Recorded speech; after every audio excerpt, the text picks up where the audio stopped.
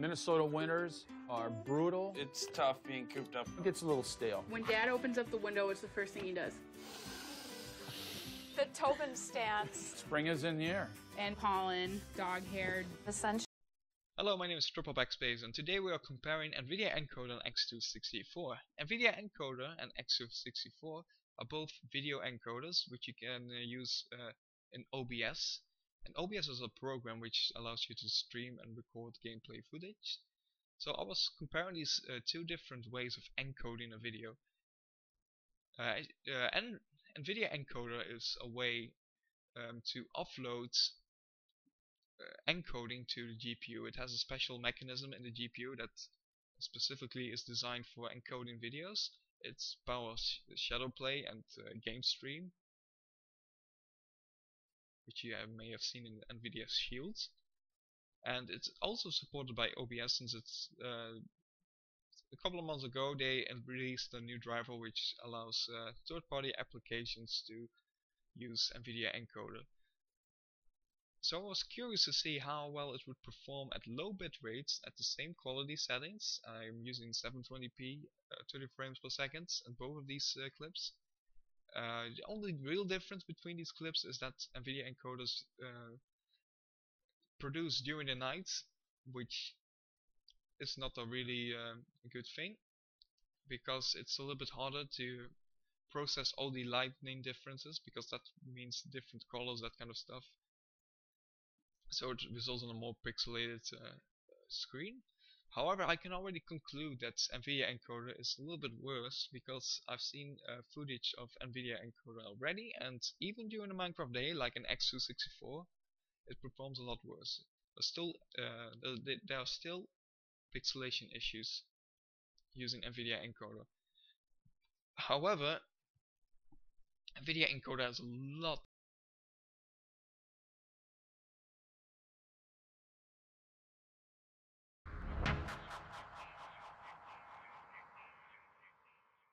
Hey guys, MVC here for the ScanPro Gaming tab for something a little bit different.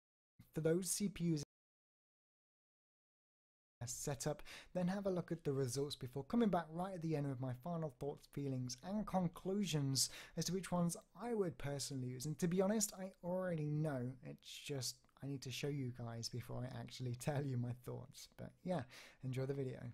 Okay, so let's quickly run through our OBS settings for both X264 SNAS. In here we can do time, date and countdown, text line changes, all this kind of cool stuff which link to text documents on your PC. So for example, in holding monitor 1, because there's a bug with night diff, I have to quickly do this. We've got our webcam, we've got our monitor capture in the upper right, we've got our ScanPro Gaming logo, we've got the local time, we've got all my social media information, and we've got the text chat from Twitch chat automatically updating for everybody to see, which is kind of neat for everybody on the stream to see their name and their messages that come to me. We've got our monitor capture, we've got a duplicate scene here with game capture if we're using that. Our sponsor logos on the right hand side, a ScanPro Gaming logo, and of course my personal logo. Down here we've got our single game capture only setups and my webcam, and right at the bottom monitor, which is the one we have been using for this video. If you are setting things up like webcams and capture cards, I definitely recommend you set them up as global sources so they stay persistent through every scene. And yeah, that pretty much wraps it up. So I definitely recommend, if you do have a console, you pick up a capture card and get software like OBS. You can do a lot of cool stuff with it. But in settings, let's go through the things that are going to matter, the things you might need to replicate at home. So first up, encoding tab. We've got our 3 encoding options at the top: X264, which is Intel and AMD. We've got our Intel Quick Sync, and we've got our NVIDIA NVENC. Now the AMD equivalent of the graphics encoder is not available in OBS at the moment, but there's no reason to say it won't be in future. It's just important to point out that right now you can't do that. Now if Intel Quick Sync happens to be disabled, for me on an Asus motherboard, I had to go into the BIOS and enable iGPU multi-monitor, which you can see here. It might be slightly different depending on your motherboard manufacturer, so do have a quick browse and try and find it. And again, you are going to need a 3rd, 4th or 5th gen i5 or i7 to enable it, and all of those i5s and i7s will have quick sync supported graphics chips on board. You're going to need to make sure your CPU has an integrated graphics chip in that respect. but you can enable it through this. And again, NVIDIA NVENC, if it's grayed out, you probably don't have a supported graphics card, or you might need to update your graphics drivers. Now, you can do this through NVIDIA GeForce Experience, and again, it's very important here that you disable shadow play. So make sure you're up to date, and then go shadow play at the top right, and make sure this is disabled, otherwise you won't be able to use the encoder because it's currently being used elsewhere. So make sure this is disabled, and then you're going to be able to use it.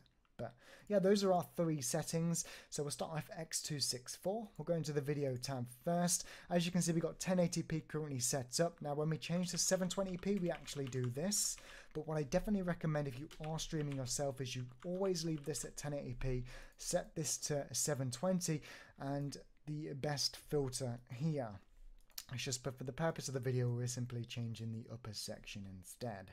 Now, under the advanced section, we have constant frame rate, meaning it always runs at 60 FPS. And we have our X264 preset at very fast with all the recommended Twitch settings, such as keyframe interval at 2. So under encoding, under video, we have 60 FPS, and under encoding, 3500 with a constant bit rate. Now for quick sync, if we go into the advanced setting, we have best quality, and again, kind of makes sense. 1080p 60 FPS runs it just fine at 3500 bit rate. Back to encoding and into NVIDIA NVENC, and go into the advanced tab, we have NV default. Now I found using high quality low latency 1080p 60 FPS wasn't possible. It started to jitter around a hell of a lot, and using streaming just refused to work. So I've used NV default for both 720 and 1080, and again, that's the only thing we are changing here. But if we come back to the encoding tab, that pretty much wraps it up for OBS. Yeah, let's jump into, I guess, our results. So for our test methodology, we've taken the Fraps benchmark tool on a Counter-Strike Global Offensive demo featuring Dignitas device, and ran the minimum, maximum and average FPS values 3 times each, and rather than taking the average, we've just simply listed them on the screen here for you to take from it what you will. But essentially, we could determine that in terms of performance hit, X264 was definitely the most, but at the same time provided the best quality. Now unfortunately, definitely dipping below my 144Hz refresh rate at 1080p at both 720 and 1080, and as such I'd be looking to use QuickSync or NVENC for competitive streaming. However, with that said, NVIDIA ENC, which you'll see in a minute, just looks significantly worse and wasn't something I was willing to use. However, did provide the best FPS output, so depending on what CPU and overclock you are using, NVENC is definitely a viable option in terms of performance, but for me, in quality output just wasn't worth it. Now, you can either skip ahead to my final thoughts, feelings and conclusion, or you can continue to watch and skip through bit by bit each individual test and look at the quality output. But X264 first, QuickSync second, NVENC third for quality. So moving into the quality examples, you can go ahead and skip to my final thoughts if you'd like, but we're going to run through both 720 and 1080 using the 3 encoding options, starting off with not streaming performance results, recording separately via Fraps, almost lossless quality before YouTube's done its re-encoding, so to speak, and then you're going to be able to compare all the different encoding options, again, after YouTube's done its re-encoding thing here for YouTube, and kind of make up your own mind as to what you think is better. Personally, like I said, X264 first, QuickSync second, NVIDIA ENC third, and that's the order of the videos and clips they're going to be in as well anyway. But yeah, enjoy the segment, and I'll meet you back at the end for my final thoughts.